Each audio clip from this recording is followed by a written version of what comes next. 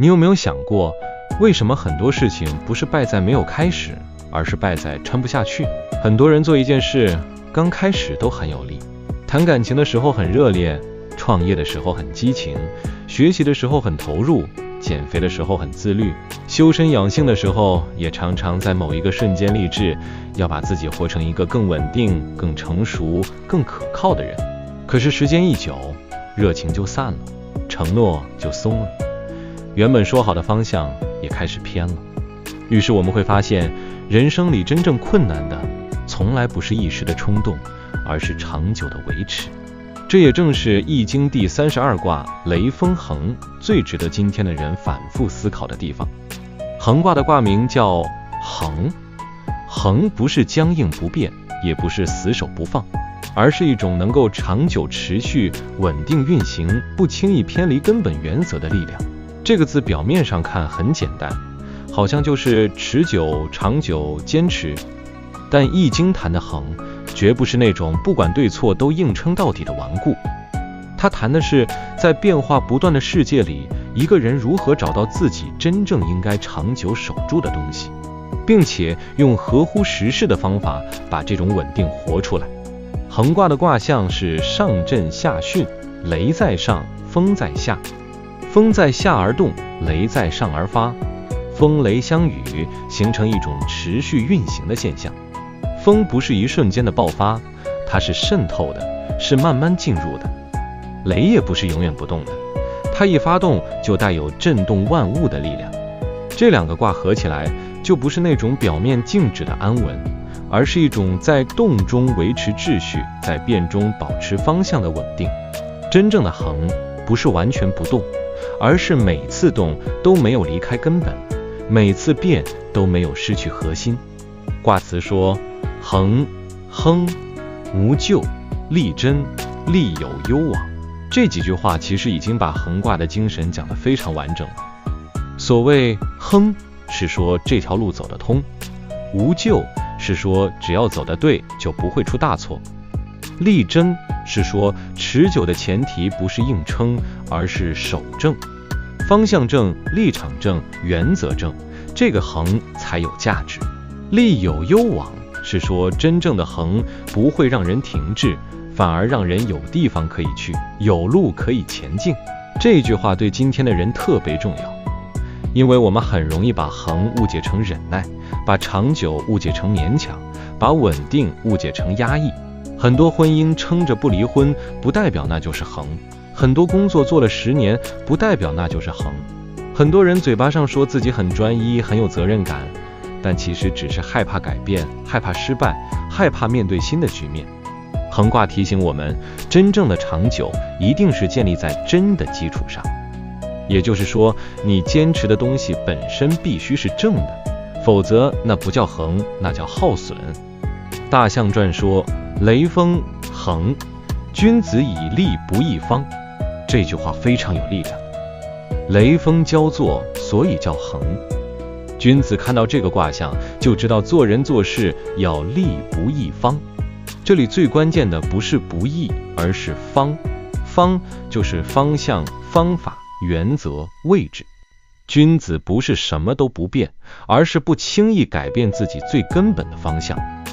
外面的世界可以变，局势可以变，角色可以变，做法可以调整，但你内在那个做人做事的准则不能今天一套明天一套，不能遇到压力就扭曲，遇到诱惑就偏移，遇到一点挫折就全盘推翻自己。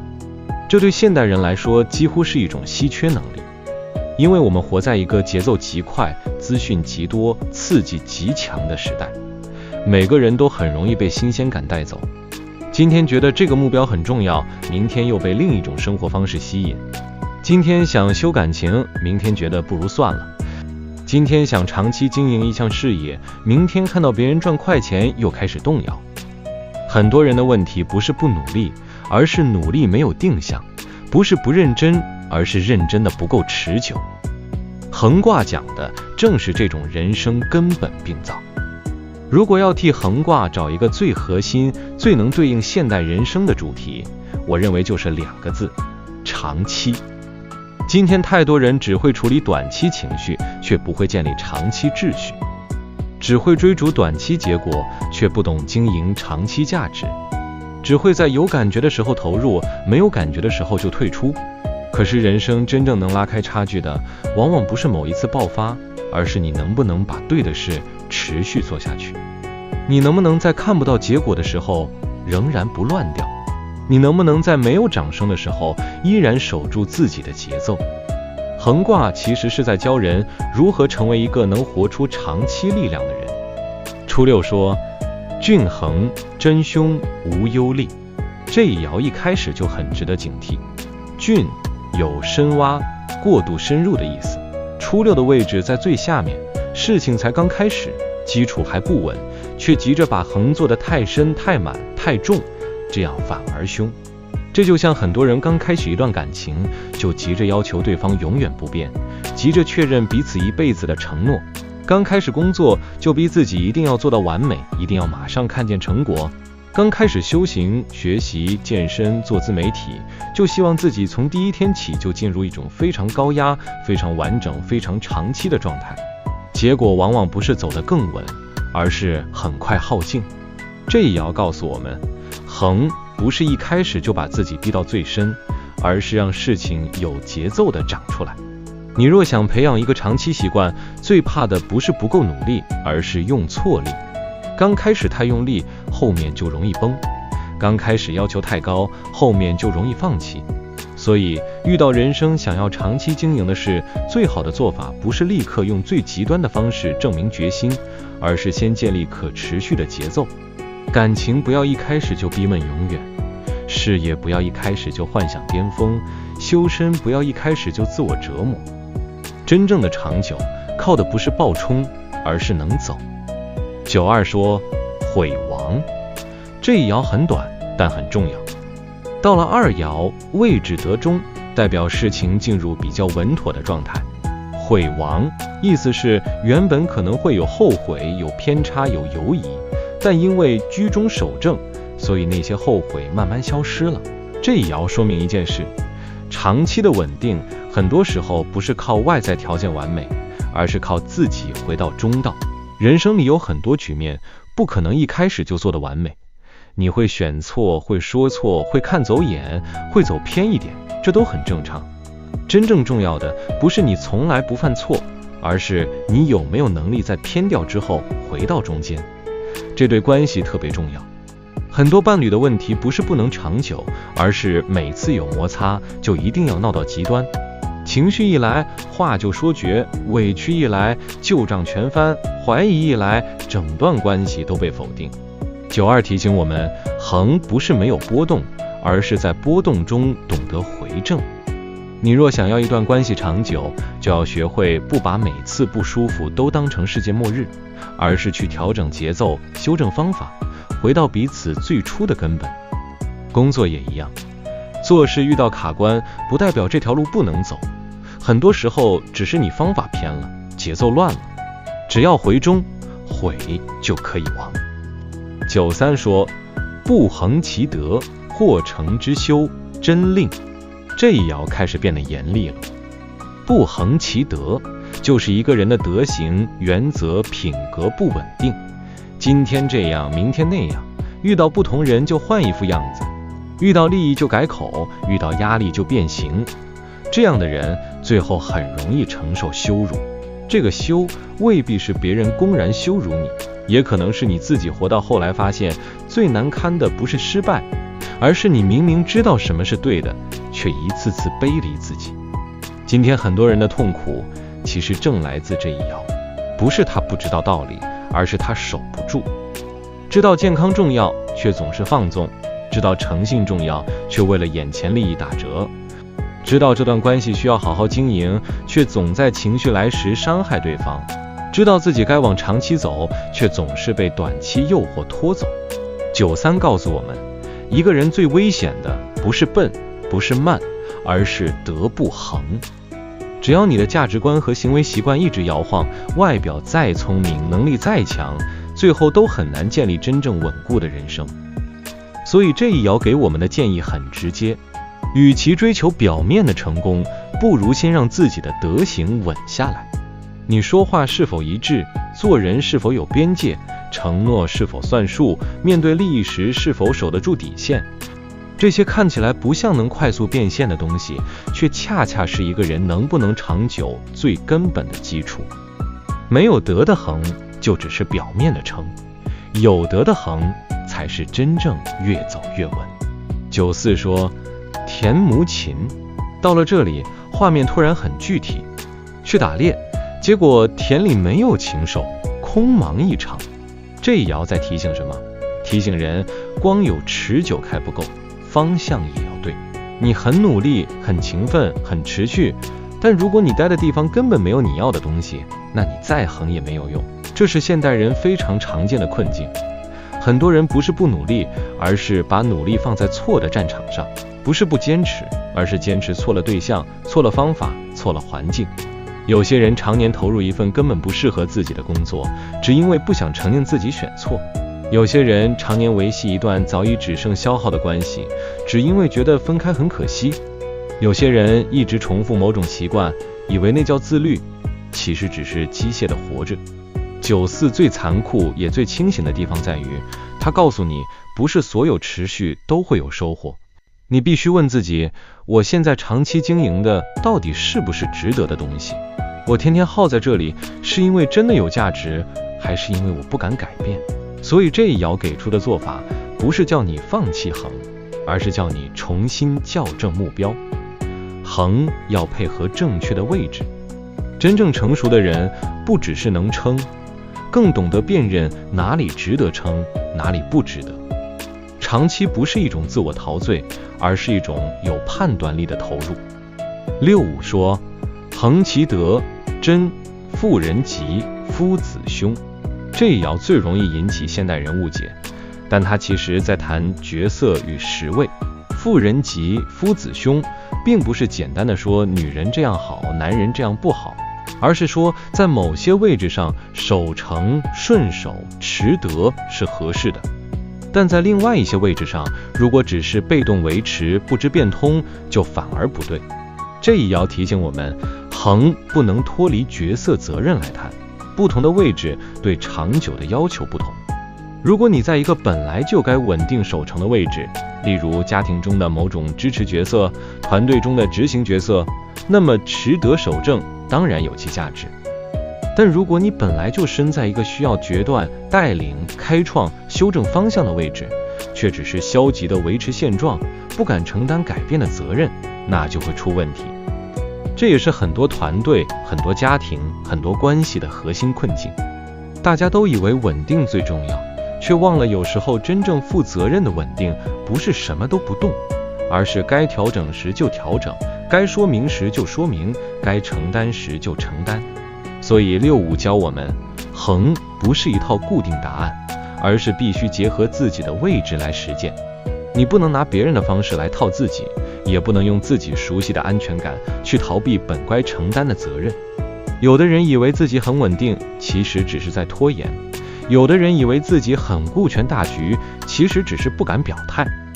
真正的恒是在自己的角色里，把该稳的稳住，把该扛的扛起来。上六说，震恒凶，这是恒卦最后一爻，也是一记重锤。震是震动、摇动、躁动的意思。事情走到最后，本来应该稳了，却反而开始乱晃，这就是凶。这一爻非常适合拿来讲现代人的一种典型病。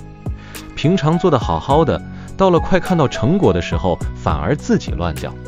感情经营多年，突然因为一点怀疑把一切掀翻；事业累积很久，突然因为焦躁做出错误决策。修行自律已经有成果，却因一时自满或烦躁把节奏全部打断。很多失败并不是前面做错，而是最后守不住。上六提醒我们，越到后面越要稳。当事情累积到一定程度，最怕的不是外在打击，而是内在躁动。因为一个人走得久了，容易烦，容易倦，容易想求快，容易怀疑自己到底值不值得。这时候最重要的不是再做更多，而是守住节奏，不要让心弦乱。真正的长期能力，最后比拼的往往不是天赋，不是技巧，而是谁在漫长过程里能把自己的心安住。把六爻连起来看，你会发现横卦其实把人走向长期时会犯的几种错误讲得极其完整。一开始太用力是初六，中途能回正是9-2，德行不稳是9-3，方向错了是9-4，角色失衡是6-5，最后躁动失守是上6。这几乎就是所有人在感情、工作、修身、家庭、学习、创业中会反复遇到的问题。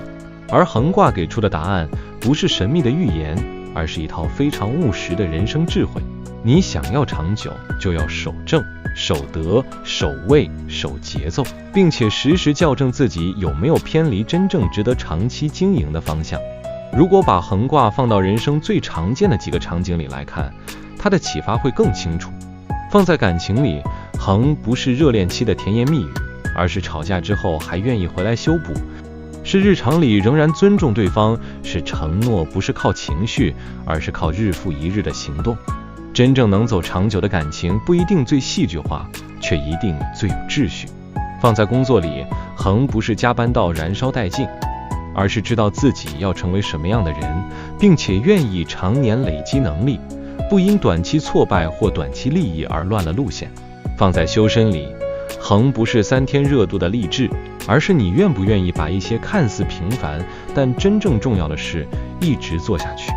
例如诚实、节制、阅读、反省、守时、守信。今天的人都很怕无聊，很怕慢，很怕没有立刻回报，所以横卦显得格外逆耳，因为它在告诉你，真正重要的东西通常都不会立刻有答案。德行的累积不会一夜完成，信任的建立不会瞬间成型，专业的养成不会3天见效，人生格局的提升更不是一句口号就能做到。你若总想立刻看见结果，就会不断更换方向。你若总是被情绪决定投入程度，就永远没有办法走进真正的长期。但横卦也不是要人变成无趣、死板、没有弹性。横的真正智慧是在变动世界里找到不变的根。方法可以改，形式可以改，表达可以改，策略可以改，但你的核心不能乱。你做事的诚意不能改，面对人的底线不能改，你愿意为自己的人生负责的那种态度不能改。只有这样，你才不会在每一次外界风浪里都被吹走。所以当你今天读到横卦，真正该问自己的不是我要不要坚持，而是我究竟要长期守住什么？是守住面子，还是守住价值？是守住惯性，还是守住方向？是守住一种怕失去的执着，还是守住一种真正值得投入的信念？这个问题一旦想清楚，很多事情就会变得不一样。因为你会知道，有些东西值得慢慢做，有些关系值得慢慢修，有些能力值得慢慢咬，有些原则值得一生不改。总结来说，雷锋恒讲的不只是持久，而是正确的持久；不只是稳定，而是有方向的稳定；不只是忍耐，而是建立能够长久运作的人生秩序。他提醒我们，人生真正可怕的不是暂时的失败，而是没有任何东西能够被你稳稳地守住。当一个人没有恒，他就会被每一次诱惑拉走，被每一次情绪打乱，被每一次挫折摧毁。但当一个人有了真正的恒，他未必走得最快，却往往走得最远。也许你现在正卡在一段反复消耗的关系里，或正在一份看不到尽头的工作里怀疑自己，或是在某种想改却总改不了的习惯中感到无力。那么横卦给你的答案可能不是立刻翻盘，而是先问自己，你的方向正不正？你的德稳不稳？你的节奏能不能持续？你的选择到底是在经营长期，还是在消耗自己？很多时候，人生不是需要更猛烈的一次冲刺，而是需要重新找回那个可以走很久的节奏。你是否也曾经在某件事上明明很想长久，最后却败给了动摇？你觉得感情、工作、家庭或修身之中最难维持的衡到底是什么？你认为长久靠的是爱，靠的是责任，还是靠一种更深层的自我约束？欢迎把你的想法留言分享出来，我很想知道，在你的人生里，什么东西最值得你用一生去守住？